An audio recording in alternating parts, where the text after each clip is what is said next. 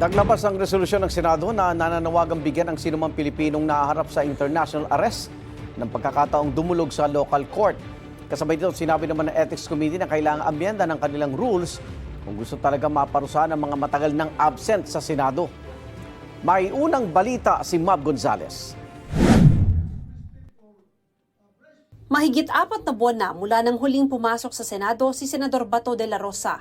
Hindi na siya namataan doon mula nang umugong ang balitang may warrant of arrest laban sa kanya ang International Criminal Court. Dahil dyan kung kaya may nakahain ng ethics complaint laban sa kanya pero nakabinbin pa rin ngayon. Katwiran ng chairperson ng Ethics Committee, kung ngayon ito diringgin, madidismiss lang kaagad ang reklamo. Wala kasi sa rules namin eh. You cannot find it anywhere in the rules about that issue on no work, no pay. Kaya kailangan aniya munang amyendahan ang Senate rules kaugnay ng pag-a-absent ng mga senador kung gusto itong tapatan ng parusang walang sahod at masuspinde ang operasyon ng mga nag-a-absent. Dahil pang-anim pa naman ang reklamo kay De La Rosa sa 9 na nakapilang ethics complaints, may panahon pa raw kung aamyendahan ng Senate rules.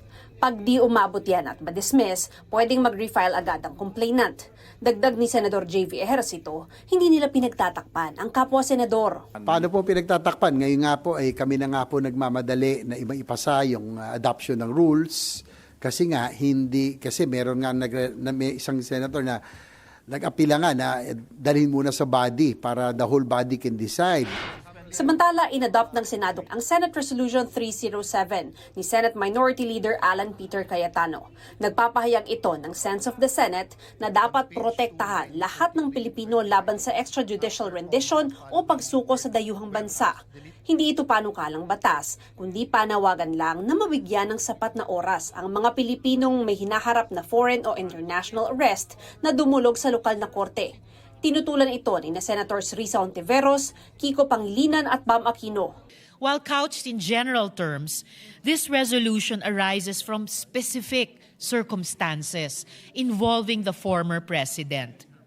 The rule of law requires that accountability mechanisms apply equally, regardless of rank. Ginawa po ang ICC para magkaroon ng espasyo ang mga biktima na hindi makakuha ng hustisya dahil estado ang kalaban, dahil makapangyarihan ang kalaban. Yung libo-libong pinatay sa ngalan ng Oplan Double Barrel, na iyan ang paratang sa ICC case ngayon. Yung libo-libo na yun ay hindi nabigyan ng due process. Hindi na sila pinaabot sa korte, kundi diretso sila sa morgue. Ito ang unang balita. Mav Gonzales para sa GMA Integrated News. Igan, mauna ka sa mga balita, mag-subscribe na sa GMA Integrated News sa YouTube para sa iba't ibang ulat sa ating bansa.